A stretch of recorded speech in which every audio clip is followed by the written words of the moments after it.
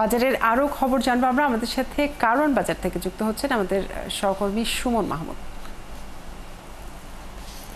সুমন, বাজারে কোন কোন পণ্যের দাম বেড়েছে বা কমেছে এবং দাম নিয়ে ক্রেতা বিক্রেতারা কি বলছেন?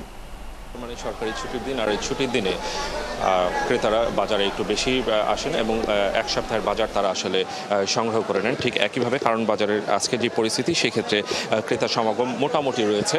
সকাল থেকে আমরা কারণ বাজারের বিভিন্ন মার্কেটগুলো আমরা ঘুরে দেখেছি। সেখানে এই মুহূর্তে আমরা যেখানে আছি সেটি হচ্ছে কাঁচা বাজার। কাঁচা বাজারে আজকে কারণ বাজারের সবচেয়ে কম দামে যে পণ্যটি রয়েছে সেটি হচ্ছে পেঁপে, যার দাম 30 থেকে 40 টাকা কেজি। এরপরে যেটি রয়েছে ভেন্ডি, সেটি 50 টাকা কেজি। তাছাড়া অন্যান্য যে সবজিগুলো রয়েছে বরবটি, টমেটো বা এই ধরনের যেই সবজিগুলো রয়েছে সেই সবজিগুলোর দাম আসলে 60 থেকে 120 টাকার মধ্যে পাওয়া যাচ্ছে। এক একটি লাউ বিক্রি হচ্ছে 50 থেকে 70 টাকায়।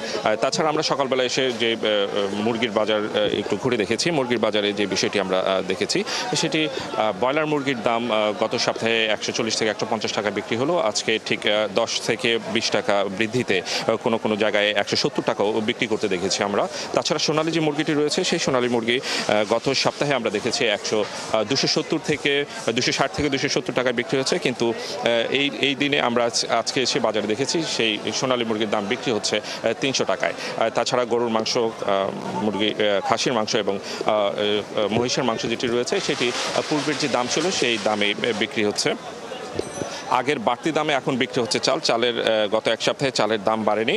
28 যে চালটি রয়েছে সেই চালটি বিক্রি হচ্ছে 55 থেকে 60 টাকায়। মিনিকের চাল বিক্রি হচ্ছে 78 থেকে 80 টাকায় এবং নাজিরশাইল যে চালটি রয়েছে সেটি বিক্রি হচ্ছে 80 থেকে 85 টাকায়। আমরা সকাল থেকে এখন পর্যন্ত ক্রেতাদের সঙ্গে যে কথাগুলো বলেছি, ক্রেতারা যারা কিনছেন তারা বরাবরই একটি অভিযোগ করছেন যে হয়তোবা বৃষ্টির কারণে প্রত্যেকটি সবজির দাম 10 থেকে 20 টাকা করে বেশি রাখা হচ্ছে। কাজেরই সুমন, আপনাকে অনেক ধন্যবাদ যুক্ত থাকার জন্য। দর্শক, আমাদের সাথে যুক্ত ছিলেন আমাদের সহকর্মী কারণ বাজার থেকে জানাচ্ছিলেন বাজার দর।